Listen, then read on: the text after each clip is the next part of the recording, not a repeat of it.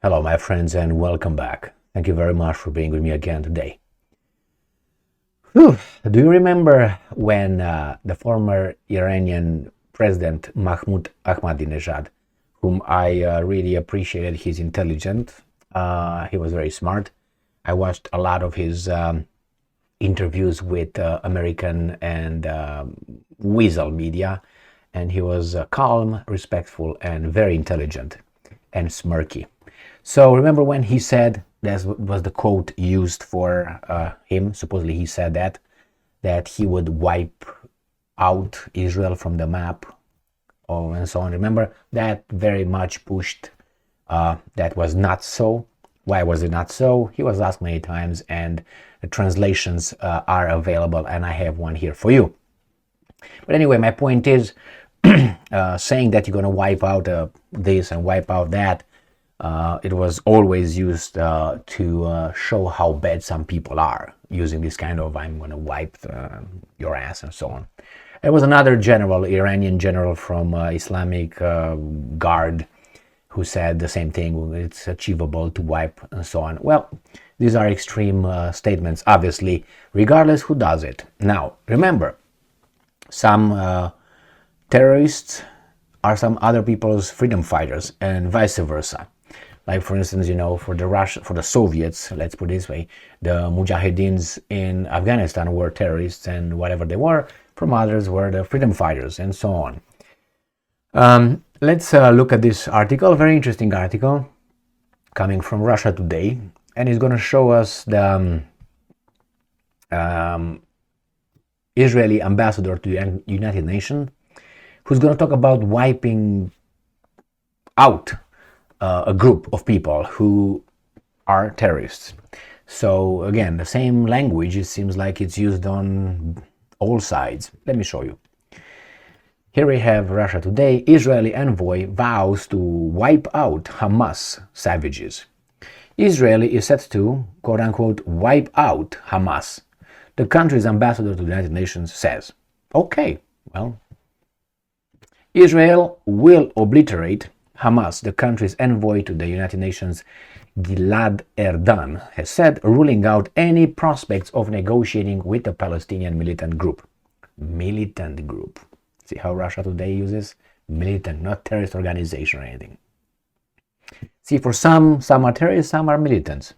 Speaking ahead of an extraordinary meeting of the United Nations Security Council on Sunday, the diplomat denounced Hamas as a, and I'm quoting, genocidal Islamist terror organization. Hey, didn't you hear there were just militant groups over there? What the hell are you talking about? Anyway, comparing it to Islamic State, ISIS, formerly ISIS, and Al-Qaeda. Well, you're going to talk with Al Capone about Islamic State and Al-Qaeda. Okay, and I'm quoting this Israeli ambassador. The era of reasoning with these savages is over, Erdogan announced. And I said that too, these guys are gonna wipe them out. Now it is the time to obliterate Hamas terror infrastructure, to completely wipe it out so that such horrors are never committed again, end quote. The envoy accused Hamas of committing blatant documented war crimes during its raid on southern Israel. Erdogan compared the ongoing escalation of the Holocaust, stating that hundreds of Jews were massacred in cold blood during the attacks. Okay, now why did I make this one? I made it for the wipe out thing, because I see right here, you see, Fox News, September 30th, 2019, Iran's top general says wiping Israel off map is an achievable goal. Now that's crazy talk, is it? But here's the same thing, wiping. This guy wipes Hamas, militant, terrorist, however you want to call it, the group. This guy is wiping Israel off. And now let's go to Mr. Ahmadinejad. The Atlantic, debating every last word of Ahmadinejad's, quote-unquote, wipe Israel off the map, end quote. October 5, 2011. There he is. I think he's a PhD in engineering or something like that. Very smart guy. So, it says, the Washington Post Glenn Kessler has a fascinating article today on the 6-year dispute surrounding Iranian President Mahmoud Ahmadinejad's declaration that Israel must be, quote-unquote, wiped off the map. I heard this question asked of Ahmadinejad, President Ahmadinejad, so many times by weasels. And he always said the same thing. You don't say that. I said the Zionist regime should be wiped off the pages of history or something like that. Never. And he says here, the quote first stirred controversy in 2005 when Nazila Fatih of the New York Times cited report by the Iranian Students News Agency on Ahmadinejad's remarks at a World Without Zionism and quote conference. Tehran-based Fatih later issued a full-text translation of Ahmadinejad's speech, and official Iranian sources like IRIB ran the same translation. Since then, however, some have argued that Ahmadinejad was mistranslated, and that getting the translation right is critical to decoding the meaning behind the Iranian leaders' incendiary words. Now, these are incendiaries, but these are not incendiaries, right? Yeah, okay, because he considered them, as he should in his position, as terrorists, right? Yeah, okay. But I wonder how Ahmadinejad or Iranians view the Zionist regime. Anyway, if we are to be fair. So here is the passage in the question from Ahmadinejad's 2005 speech in Persian. I will try my best to use Persian. I'm going to break my tongue here on TV. Rough transliteration and Times translations. We've taken what appears to be the full line in Persian from an archived transcript of Ahmadinejad's address. Now, I don't know, Persian, Farsi, I don't know. My Farsi and Persian is a little bit, how do you call it, rusty. So this is I can't tell you what that first thing is. I like it a lot though. That's calligraphy for me. I love that a lot. I always liked this kind of calligraphic writing. And it says, our dear Iman, I'm going to say the English translation first. Our dear Imam said that the occupying regime must be wiped off the map. And then I'm going to use the rusty, how do you call that, Farsi or whatever Persian they say here. Imam goft in regimi es galgari gods bayad az zafer I ruzgar mahsvaved. I'm guessing, sorry. Just giving a try, okay? Why not? Always try something new. So let's isolate the key phrases in line. Imam goft. People generally agree, our dear.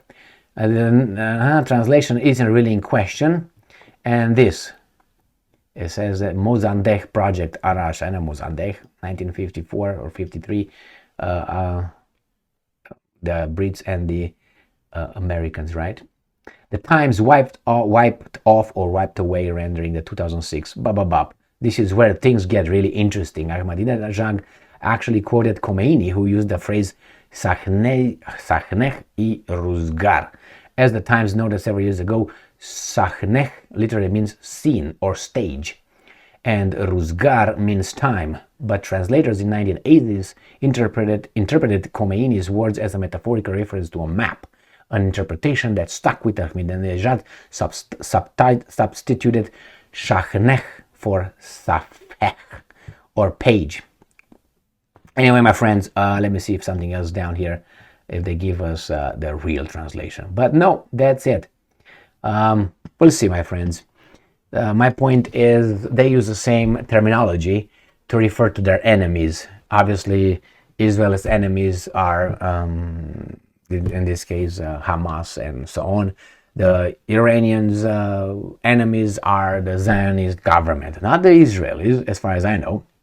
It is the government, the Zionist, how they call it, Zionist government. I heard Ahmadinejad saying that thousands of times. Just kidding, but I heard him saying the Zionist regime, not the Israeli people or the Jews or however you want to call them. Anyway, we'll see. What I think is going to happen is going to be this: Israel and United States of America and the British always, and all these other yes sir, will show up and they will provide Israel with all the assistance Israel wants. And they will obliterate indeed Hamas and whomever. While they're at it, they will take care of whomever they want. That I think Gaza will be, unfortunately. And in the meantime, a lot of innocent people will die. That's a guaranteed, unfortunately. But hey, we have another one in Ukraine, and we're going to have probably another one in Armenia. We're going to have probably another one in Serbia, possibly one in Taiwan. Maybe the woodchuck will do something. We're going to have probably something in Africa, and probably Al Capone will smack South America around a little bit because they became too blah blah blah, and they need to intervene. We'll see. Too much for the empire. Remember, Rome fell, among other reasons, because it overextended. It couldn't control the provinces and all these different people that it tried to control.